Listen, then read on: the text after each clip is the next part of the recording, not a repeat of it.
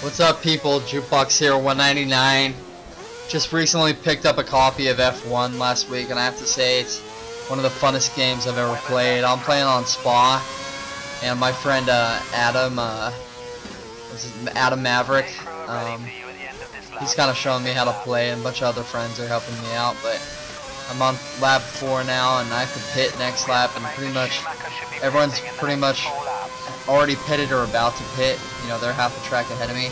What happened was, on the first turn, someone came out of nowhere, blindsided me, and knocked me off the road. I mean, on the first turn, like, this is the rule of racing, in my opinion. Take it easy on the first turn.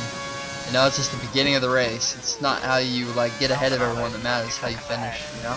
That's common knowledge, but, yeah, so, you know, this is I've only raced Spa in here about, I don't know, 4 or 5 times, so, like, this is kind of just me getting used to the track, and, this is like a race that, like, I really tried hard at. You know, I really pushed hard in every turn, trying to correct when I missed turns, and trying to push the car as hard as I can, even though I'm at a loss, or I'm already behind by a lot right off the first turn. So, coming down here through this, kind of the middle of the track here. And yeah, I'm trying to fly through these S turns here. What I love about this game is just to be good at it, you have to enter the turn really, like, quickly and correctly. You have to go on the right line, and then you can exit really fast. Like, if you miss the entrance, you're gonna be slow on the exit, you know. So this is a rule of thumb. And yeah, so I'm cruising in here. I podium like 5th or something like that. And we're driving with a few AI drivers who are on legendary difficulties, which makes it really tough. You know, I can play on hard or whatever. Now here you see me going through the pit lane, trying not to wreck on my way in there. And yeah, so rolling through here. This is actually I'm driving the Ferrari that Alonso drives, and I have to say, as far as my tuning methods, the Ferrari is what works for me. At this point in the game, I've only had the game 4 or 5 days. But yeah, this is the car I like. It has a remarkable turn-in, good for, you know, like Malaysia, Shanghai, you know, the tracks that have these really like Abu Dhabi and the Indian track, like, tracks that have these real kind of like snail turns. You know, you turn left like 180 degrees, and you turn right 180 degrees, and then these turns are crazy, and it's really fast and nimble for tracks that require a lot of glide, a lot of turn in, you know, that are torquey around the turn. You know, that's what I really like the Ferrari for. Kind of driving at the overhead helmet cam, kind of. See here, this is the turn that's I kind of been missing the whole time. I'm on lap 5 now, and if you look at the mini map, and you see I'm pretty much at I'm catching up with them. I'd say about 1, 2, 3, 4. Yeah, I'm about 5 turns behind on these guys. They're coming up. Some of the crew's about to get on their next lap, and the other guys are going through the chicane right now. So I got a lot of work to do. I'm thinking there's 4 laps left. I can still make up the difference and maybe place or maybe podium. You know, so we'll see. You know, I'll just pushing real hard to catch up. This video is titled "A Bad Race Got Even Worse," or I forget. I'm gonna title it something like that. I think. A terrible race got even worse. A terrible race. You know, you'll see on the 8th lap that I'm taking these turns nice on the 8th lap, and I'm really getting a good speed. And that's my friend Adam Merrick talking on the phone. I just met him yesterday playing this game, and he's really cool. Helped me out with some of my controller setup on this game.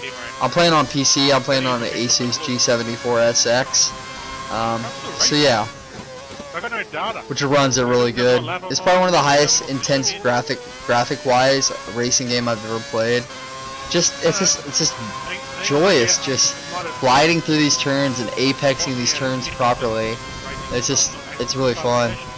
Going from edge to edge, you know, it's just super fun, man. It's best bet $50 on a racing game ever. That's hands down for me.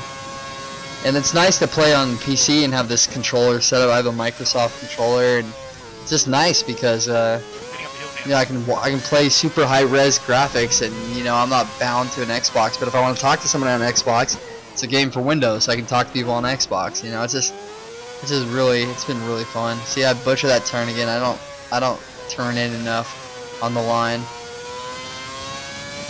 Yeah, this is 6th lap. So the same status quo here. My friend Adam's like in second, juggling with the first through third, and I'm just trying to catch up to the pack. I would just hunt him down all game. I knew I could stay with him if I wasn't taken out on the first turn. It's just a shame because like sometimes in these races, I mean, you might get behind somebody like 10, 12 seconds, something like that, but you can catch up because of pit strategy. If you pit when they pit, or you pit one lap after and get ahead of them, and considering they don't catch you real quick, then you can take the lead, and you can, you know, some races like 9 laps have hopefully one pit stop, you know. And this game's just brilliant, man. I can't wait for 2012 because like the pit system's really good. You got this like, you know, your team is instructing you when to pit, and you can turn that off if you want to, and you can just you have an announcer like in grid, you know, like telling you, like the career in grid, telling you, you know, what you need to do to achieve your goals in the game, which is super refreshing for me. I've been into, you guys know I've been playing a lot of Forza, maybe not so much lately, but I'm known to upload a lot of Toge Forza videos, and I still plan on continuing to do that. But this F1 game, man, I still have a passion for you know, for track racing since I've been playing Need for Speed Shift 1 and 2, and just this game has been absolutely you know, it's been a blast. So I hope you guys like it too. I hope you guys dig the content. This is just one of hopefully many videos of F1 and the 2012 game too, because you know I want people to see these videos and be like, this is cool, I maybe should pick up this game, or for Xbox, PS3, computer, Wii. I don't even know if they have it on Wii, but you know, whatever, you know. If you want a good track racing game that's got boatloads of fun, good menu options, you know, easy to set up, you know, the hardest thing about this game is just getting better at it. Cornering right, remembering your entries and exits, you know, and you gotta have balls in the F1 car. You gotta say, okay, I'm braking here, and that's not right. I can just fly through this turn. Just tap the brakes lightly and fly right through it, man. And just the longer you hold on the gas, the straighter your line will be, unless you enter it too fast. You know, it's definitely a very skill-based racing game, and you know, if you cut the track, you do dirty overtakes, or you know, you pass someone illegally, you get a penalty, and the penalties add up. Then you get like 10-second penalties. And then if you keep doing penalties after that, you have to drive through the pits. You know, you have a mandatory pit stop. So I mean, it incorporates a lot of elements of F1 racing that are really true to the sport. Yet it's a game, and you don't have, you know, all the problems that are in modern F1 racing. I'm not going to go along and mention all those, but it's a game, so you know, it's really fun.